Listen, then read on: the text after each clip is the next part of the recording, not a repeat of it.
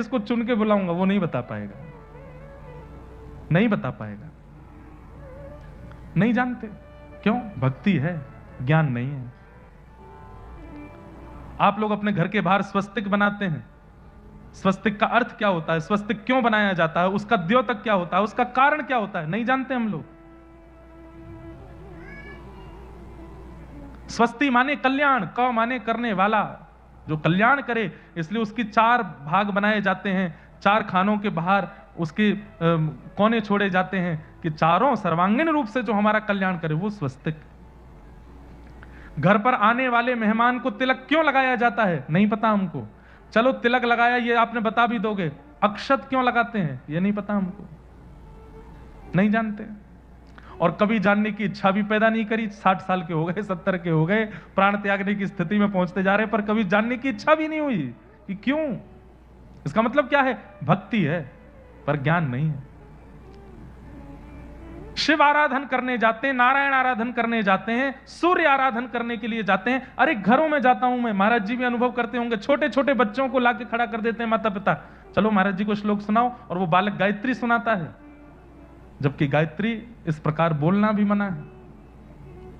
भक्ति है पर ज्ञान नहीं है। और इसी कारण से आज इतना बिखरा हुआ सनातन धर्म लगता है। और अब तो इतना खतरनाक समय आ गया, संत संतों में लड़ाई हो रही है, आध्यात्मिक लड़ रहे हैं आपस में एक दूसरे को। अरे अब तो एक होने का समय था, अब क्यों लड़ रहे हैं? बड़ी मुश्किल से युवाओं को खींच के कथाओं में लाए हैं, और फिर से ये सब विवाद होकर के फिर सब बिखर जाएगा। कोई अच्छा कुछ करता दिख जाए तो उसके बारे में 4 बातें बुरी बोलने लगेंगे, उसके बारे में 10 उसके पीछे पड़ जाएंगे, ये गलत है, ये ऐसा है, इसने ऐसा किया, वैसा किया। पता नहीं क्यों हमारे यहां संगठित नहीं हो पाते हैं। आपको कोई संशय है, उनसे मिलके बात करो, उनसे बैठ के बात करो, पर नहीं, विवादास्पद होते जा रहे हैं, और यह सनातन का स्वरूप नहीं है। तो भक्ति तो है पर ज्ञान नहीं है, भक्ति तो है पर वैराग्य नहीं है। वैराग्य का मतलब गृह त्याग नहीं होता, वैराग्य का मतलब सब छोड़ देना नहीं होता, वैराग्य का मतलब सब छोड़ करके चले जाना नहीं होता। वैराग्य का मतलब सबके बीच में रहते हुए भी किसी में आसक्त ना होना, यह वैराग्य होता है, इसे वैराग्य कहते हैं। अरे कोई चाउमीन खा रहा है, कोई बर्गर खा रहा है, कोई कुछ खा रहा है, कोई कुछ खा रहा है, और चारों तरफ आपके घेर के कुछ ना कुछ व्यंजन खाए जा रहे हैं, लेकिन आपकी जीभ में एक बूंद पानी भी नहीं आ रहा है, यह वैराग्य है। असंख्य भोग्य वस्तु चारों तरफ हैं, लेकिन सबके बीच में रहते हुए भी अपने मन को वशीकृत करके बैठे हैं, असली वैरागी वो है। और वो वैरागी किस काम का? सब छोड़ छाड़ के चला गया, वन में जाकर के फिर तड़प रहा है, मैगी की इच्छा हो रही है मेरी, तो मुझे कोई बर्गर खिला दो यहां लाके। ये काय बात का वैराग्य? वस्तु का त्याग वैराग्य नहीं होता, वस्तु के प्रति आसक्ति का त्याग वैराग्य होता है।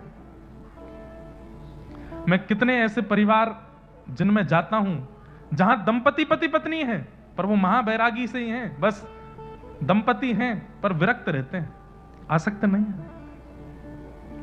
तो भक्ति के 2 पुत्र हैं, ज्ञान और वैराग्य। इन दोनों को चित्त में धारण करना आवश्यक है। कम से कम इतना ज्ञान तो हो कि हम दिनचर्या में जो धार्मिक क्रिया करते हैं उसका अर्थ क्या है, इतना ज्ञान तो हो।